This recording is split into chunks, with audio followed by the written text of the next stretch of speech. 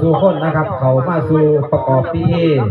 นะครับอยู่ในน้ำจะเริ่มดูเรื่องตาปะทันตาเอาจิตตาปริตังปนันตุสักเคกาเมจารูเปกิริสิกรตเตจัตตุเกวิมาเนทีเปรติจักขาเมตารุนาคาเนเตหะเจเตภูมาจายันตุเทวาจลตลวิสเมยักขากันทปนาคาอิทันตาสันติเกยังมณิวรวัจนังสาตโวเมสุนันตุธรรมสวรกาลุอายัมปทันตาธรรมสวรกาลุอายัมปทันตาธรรมสวรกาลุอายัมปทันตาสาธุข้าแต่พุทธเจ้าพระธรรมเจ้าพระอริยเจ้าพระสังฆเจ้าเทพเจ้าเราพระเทวดาสิ่งศักดิ์สิทธิ์ทั้งหลายณสถานที่แห่งนี้ตอนย่าปอปูย่าปอปูแล้วก็กูเก่าเมืองเก่าณสถานที่แห่งนี้ที่พระเจ้าเราเทวดาอากาศเทวดาที่รักษาผู้มาสถานที่แห่งนี้และเจ้าแม่นางธรณีผู้ขับนำไปกินผู้ขับกินเดโยพร้อมกับเรื่องดวงจิตวิญญาณของบรรพบุรุษทั้งหลายที่ได้สร้างบ้านแปลงเมืองมาตั้งแต่ต้นจนถึงวันนี้เป็นหมู่บ้านตำโล่งบ้านบัดไฟมาเป็นตำบลบานดูตัวดวงจิตวิญญาณของบรรพบุรุษขอจงลงมานิยมสมพรอนุโมทนาสาธุการเป็นสักขีพยานให้ข้าพเจ้าทั้งหลายได้ประกอบพิธีบวงสรวงถวายในส่วนของผลหมากหลากไม้หัวงอไก่ไก่โตทั้งขอบทั้งสิ่งของต่างๆทั้งบังไฟทั้งสิ่งของที่มาบูชาสถานที่อย่างนี้ก็ขอให้มาเป็นสักขีพยานอนุโมทนาสาธุการนิยมสมพรให้ข้าพเจ้าและญาติโยมสาธุชนทุกท่านที่ได้มารวมกันในสถานที่อย่างนี้จงประสบแต่ความสุขความเจริญได้สำเร็จสมความหมากปรารถนาโดยเร็วทันใจทุกสิ่งปรารถนาสิ่งใดก็ขอให้ได้สำเร็จให้ได้โชคดีสมความมุ่งมั่นปรารถนาทุกคนอธิษฐานอันใดปรารถนาอันใดทุกท่านทุกคนที่ได้มีส่วนร่วมก็ให้ได้สำเร็จสมความมุ่งมั่นปรารถนาโดยเร็วทันใจทุกสิ่งทุกอย่างทุกประการโดยเชิญจงกับผู้รวมเครื่องลงเจนตลอดกาลนั้นเชิญ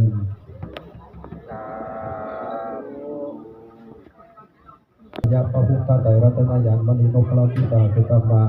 พุทโธธัมโมสังโฆยะถาพุทโธนะพุทธบุตรธัมมวิอัตถะบุตรกีตานังวลังกัตังสีวลีจวะเทดังอภวัตตังปุระโตอหังธรรมตัวโยหังธรรมสัพพโสพุทธธรรมะสังฆะอุเชมิสาธุขอเวลาในการจัดนะครับบันทึกภาพแป๊บนึงนะครับภาพได้มาดูดีมีความมั่นคงและก็ศักดิ์สิทธิ์นะครับให้สัญญาณด้วยนะครับเก็บภาพเลยครับตอนนี้เก็บภาพได้เลย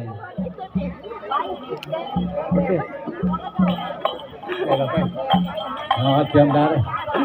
โอมโพโตราโมเป็นเก่าพุทโธนะโมเป็นเขาวัดดีที่บัวเบาเลี้ยงกาบนิทานบัวเบาเลี้ยงกาบนิทา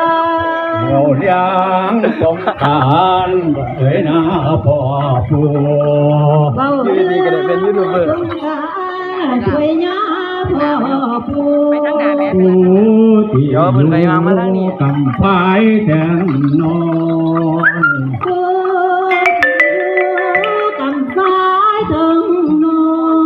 เอาได้ตาบนน้ำจิ้งของตาตานางน้ำไปเรื่อยๆวงต่างตายกบ่ยางเช่นเศษไก่หัวควายทุกอย่างเป็ดไก่หัวควายย่ำถวยมีหัวหมูต้มไก่ถึงเนื้อมาถวยมีหัวหมูต้มไก่ เอาขวดน้อยขวดใจเอามานำกัน ขวดน้อยขวดใหญ่เอามานำกัน อ้อมจังขันมาผู้บุรี ความถึงทางผู้บุรี บอกน้องบอกพี่ลูกหลานทุกคน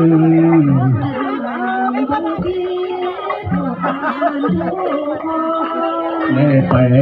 นิมนต์พระสงฆ์องค์เจ้า ไปนิมนต์พระสงฆ์องค์เจ้า ได้มาตันเขาน้ำเมื่อตอนเพียน มาฉันเขา เมื่อตอน เพ มนต์พระสงฆ์องค์เน้นทุกองค์ทุกโล พระสงฆ์เนี่ยทุกองค์ทุกรูป มาหอดแล้วจุดถูกสักการะบูชา มาหอดแล้วจุดธูปสักการะบูชา อาลาตานาขอถึงทำเก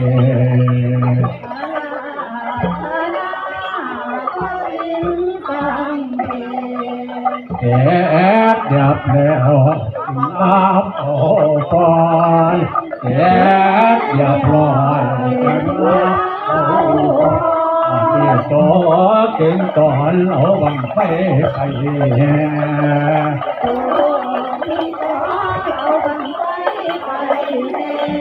ครบสามรอบแล้วจังเอาเป็นสุทานโลกแล้วจังเอาแล้วจัดการจุดบังไฟเสียง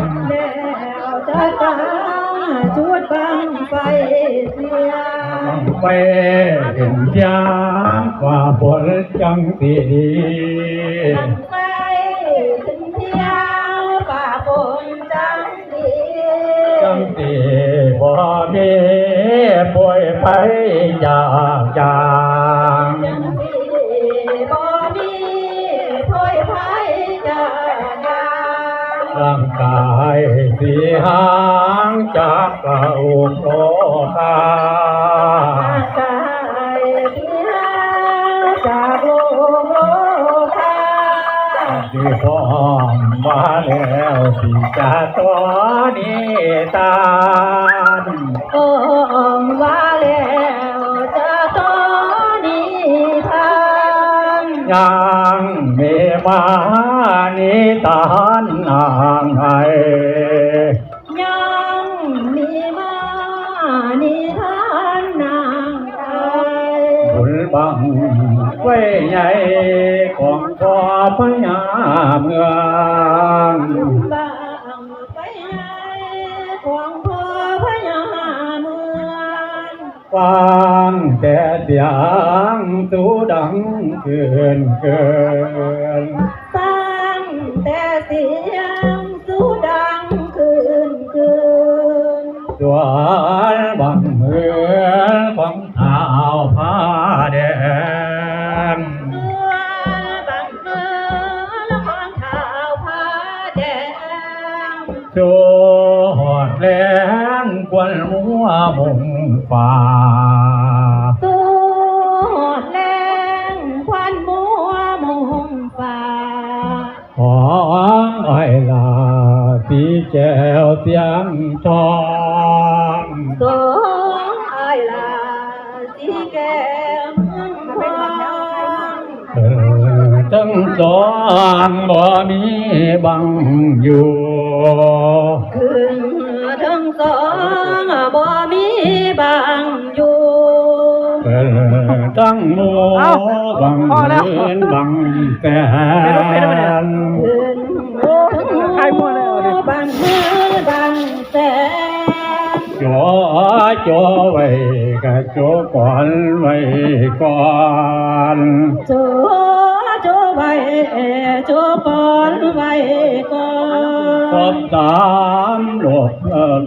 รอบแล้วเจ้าตอนหมู่เฮา คร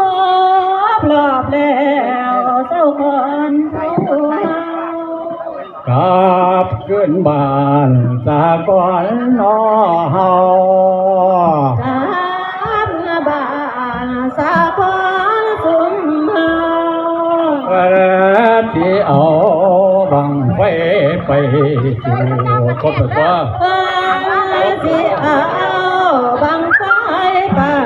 จู ก็ว่าแล้วสิกาเต้าขึ้นเมือง ว่าแล้วกะเต้าขึ้นเมือง มือเล่นนี้เป็นมือต้องการ มือแรงนี้เป็นมือสงกรานต์ เป็นอาจารย์ที่เฝ้าตกแต่ง ท่านอาจารย์สิพา